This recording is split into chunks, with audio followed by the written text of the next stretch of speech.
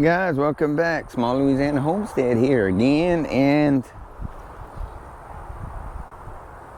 I guess I'm gonna go ahead and make me one row right here. I'm gonna have to tear out all the grass and all that. I got a little electric tiller I'm gonna show y'all. We're gonna be trying out today. I'm gonna probably do about a 30-foot row right here, about 20 to 24 inches wide, something like that. The little tiller is only 16, so, and then I'm gonna amend it. I'm gonna add some garden soil, some in-ground garden soil, not potting soil or raised bed soil.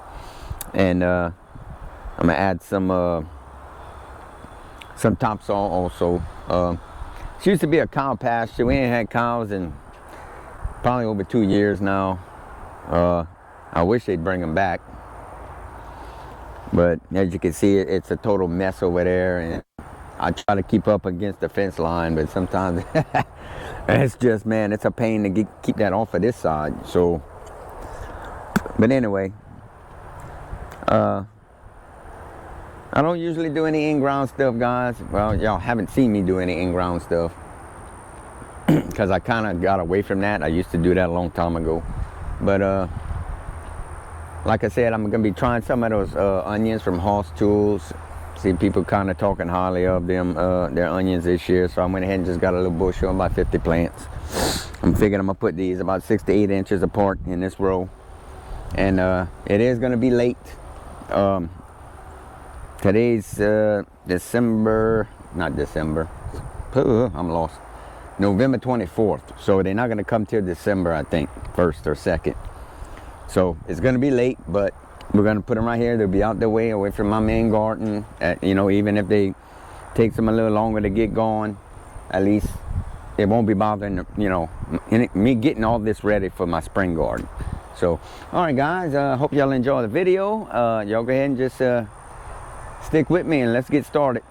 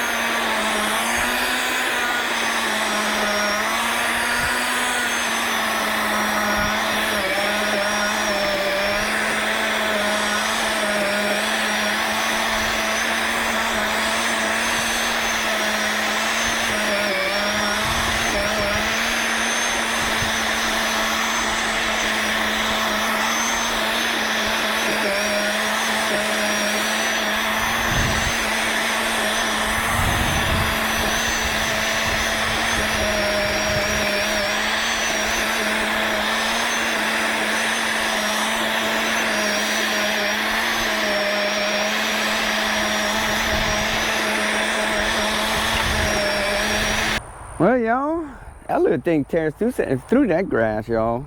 It's a Sunjoe, as you can see it. I got it on sale on Amazon. They're having that Black Friday sales going on. So I said, you know what, let me go ahead and pick it up. So, yeah, now I got to rake the grass out. And then I'm going to come back and retail it. Then I'll figure out my shape, and then I'll go and I'll grab the garden soil and all that. That's about 30 foot. Well, it is 30 foot. I'm not sure how wide it is yet because I got to get the grass out the way so I can see what I'm doing here. But yeah, not a bad little tool. I guess it depends how long it's gonna last. But I'm technically a gas man on everything, but that's really all I need, because, you know, and then it's lightweight. I can put it in my raised beds, till them up. So all right, guys, let's continue.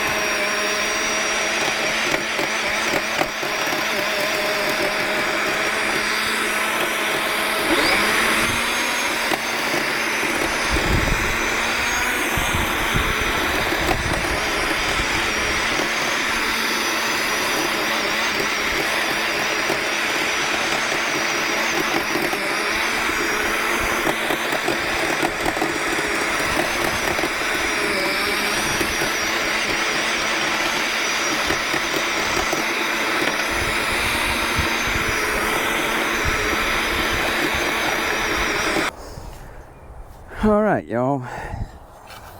Of course, this is the absolute worst part about doing this, is getting all the grass out. And then it's going to be to keep the grass out. That's why I don't in-ground garden anymore, because I hate fighting weeds and grass. But we'll make an exception right here. Instead of just cutting grass right here, we'll try to grow some food, y'all, because that's what it's all about.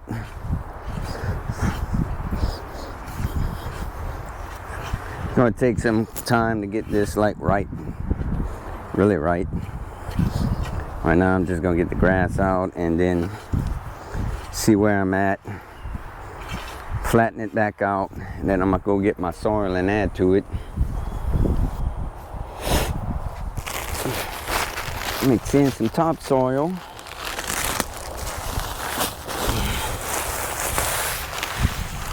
Just said we're going to amend it. Seriously doubt this has ever been formed right here, so garden. It looks good though. Still got a little bit of clay in there though, I can tell.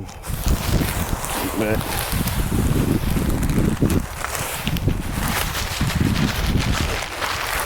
out of that blackjack, I'm glad I ain't got that blackjack. And then there are some areas that do have that. That stuff ain't worth a you know what, Lord. Ooh. That's horrible. You can't grow nothing in that stuff. But anyway, I think once we get it amended, it'll be all right. And of course, now that I'm spending a few dollars on this area here, I'm going to continue to use it regardless of how well it does. I can keep telling y'all, aged soil does way better. That's why some of my garden beds, these older ones, it grows so well with minimal amending. It's been there for a while. It's aged.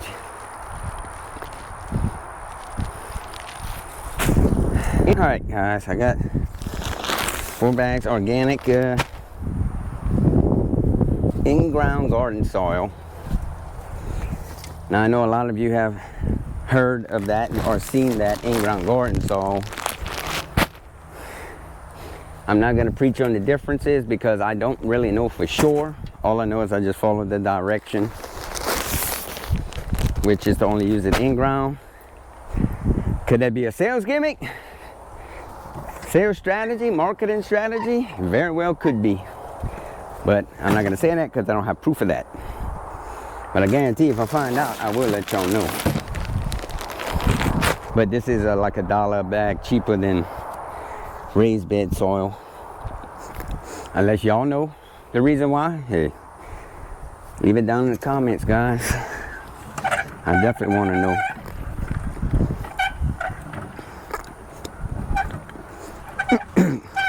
We already know that they like to steer the masses in certain directions. A lot of it is e-commerce, you know, so they can make money. But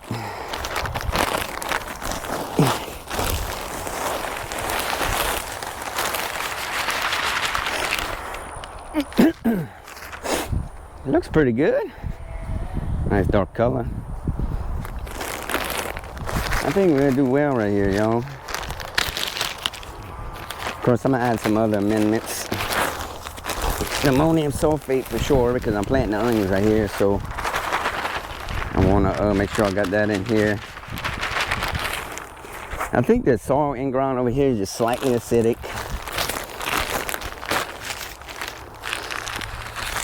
Not that I measured it, but I can tell by certain things I plant in the ground that prefer slightly acidic soil. Actually does well, so. Whew. It is hot in November. Then we got some cold weather coming though pretty soon. Some really cold frigid air they saying. So I guess we'll see. That's all talk.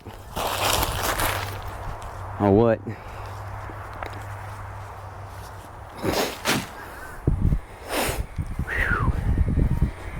And the air is nice, guys. It's not too humid. It's just the sun is still kind of hot, but which the sun did back off. And told you with the time change and all that,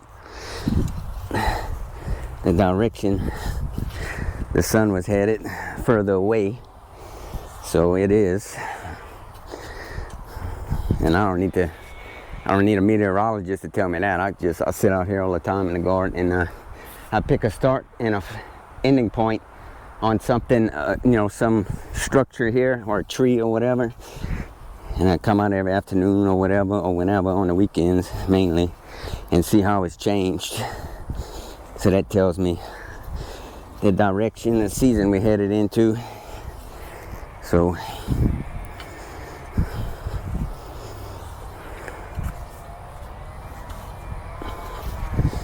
I'm like somebody's running a chainsaw somewhere,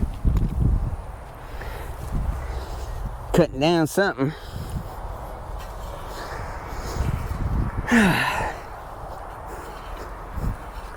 All right, let me till this in. I'll bring you back.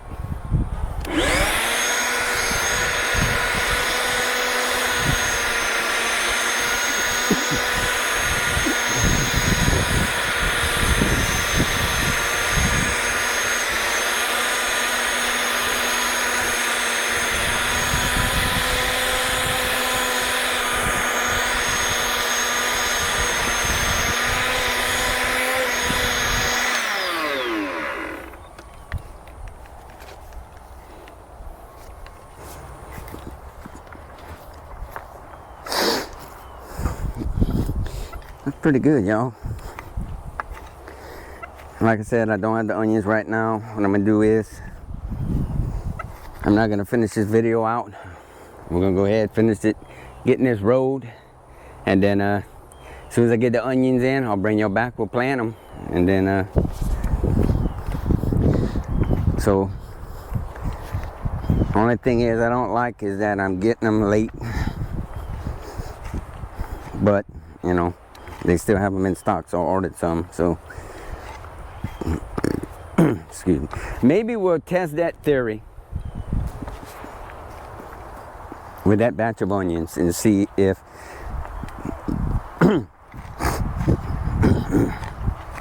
does it really matter on how late you plant the onions, especially if you're overwintering them, you know. Because you got to think, you get slower growth on anything, regardless if it's cold tolerant or not during the winter. That's just the way it is. So maybe that has something to do with it. I don't know. Like I said, we'll test it out and see. But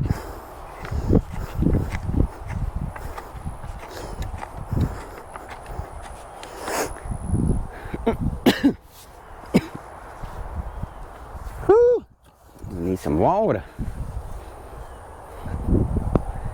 Hopefully y'all can see all this, guys, pretty well. See what I'm gonna do. I'm gonna just come flatten it out.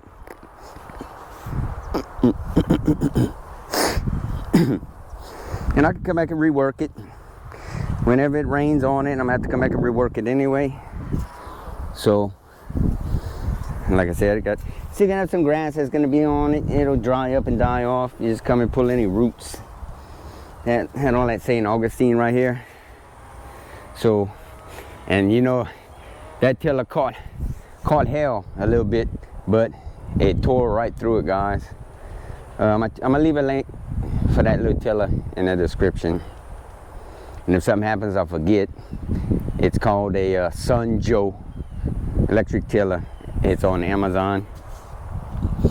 Now, by the time y'all see this video, it probably won't be on sale anymore, because this is like a Black Friday thing. So it's the reason why I decided to go ahead and get it.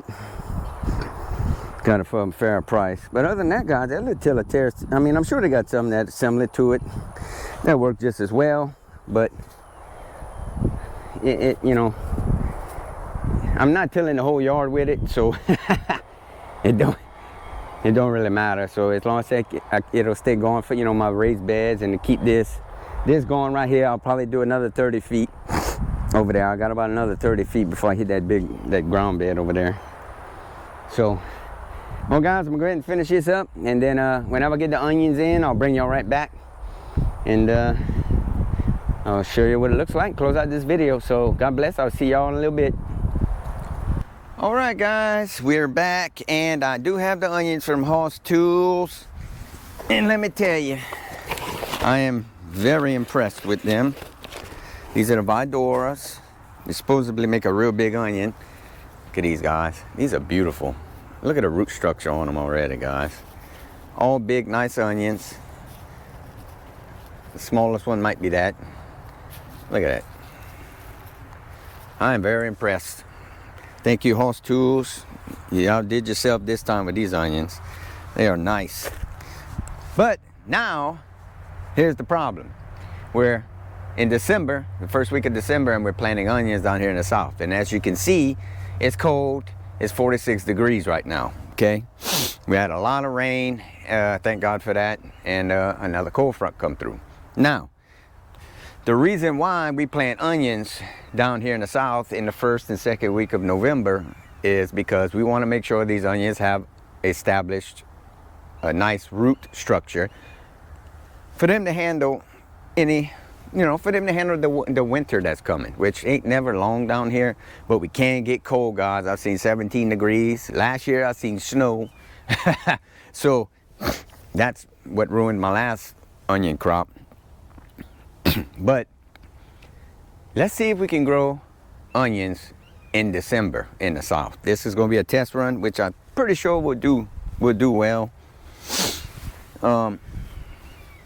But like I said that last year, and then bam, it got snowed on me. So really wasn't a good time. But I do have the Dixondale Farm onions planted in my other raised beds, and of course I'm showing y'all this little row I'm making off to the side. And what I'm doing here, you probably can't see that far, but instead of me moving the camera, I'm just going to tell you what I'm doing. I'm making a furrow for me to put my triple 10 or triple 13, whichever one you want to use. We're going to put that in the hole, in the furrow, and some ammonium sulfate. It's going to help drop our pH just a little bit to get these onions going. This is a row I tilled up, which of course this is all going to be in the same video, guys. I don't want to have to repeat myself, but it's not like this is a separate video and I got to explain what I just did here, because y'all seen it. So, and just take your fertilizer, we're going to drop it in the furrow.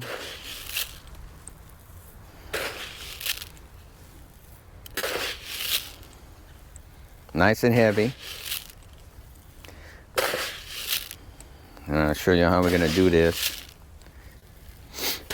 which I have shown y'all doing onions already. But I like to give y'all little update videos on, because some years I'll change things around and do things differently. So, okay, I do have my ammonium sulfate fertilizer. Once again, and it's okay if it don't get in the get some spread all over, because we're gonna be pulling this dirt back up here.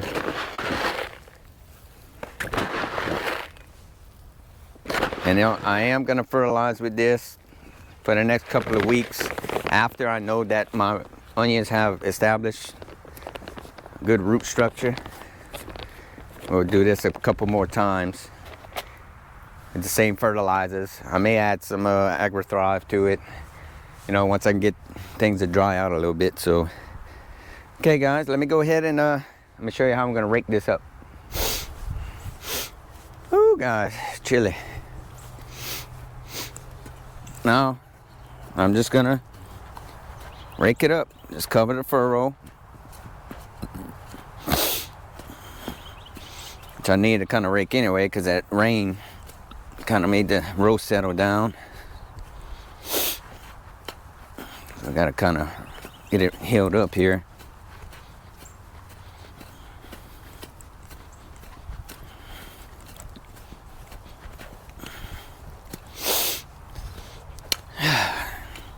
Which I'm going to put about 2 inches of dirt over the top. Okay.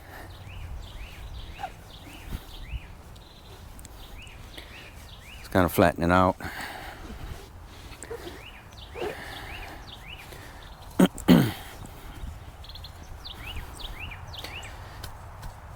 Alrighty. Now, we're going to plant these onions about 4 inches apart.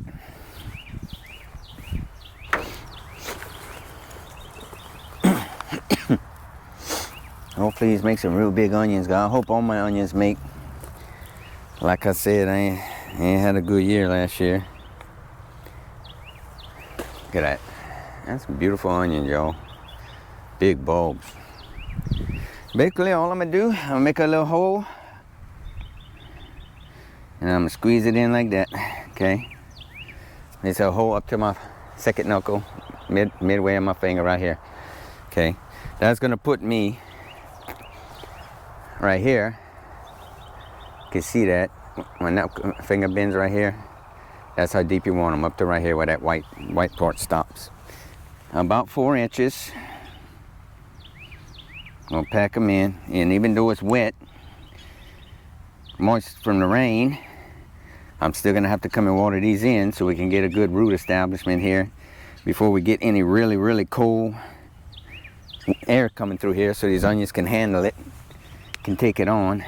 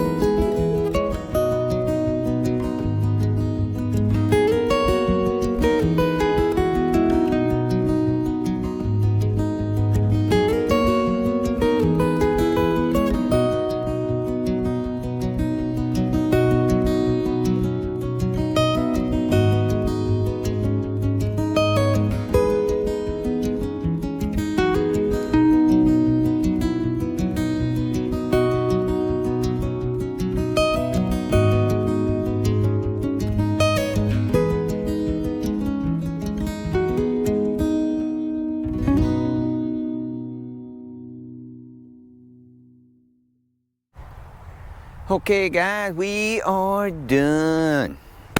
This is that's what I wanted to tell you earlier. This is a 30-foot row, and I got about 50 plants in here. I didn't count them, but they so say sent 50 plants. But regardless, look at that. It's beautiful, huh? So, like I said, any onion plants, just keep fertilizing them every about 14 days. You can wait 3 weeks. Fertilize them heavy. Make sure you roll them up if you're in the ground like this. Keep them watered because they are heavy feeders.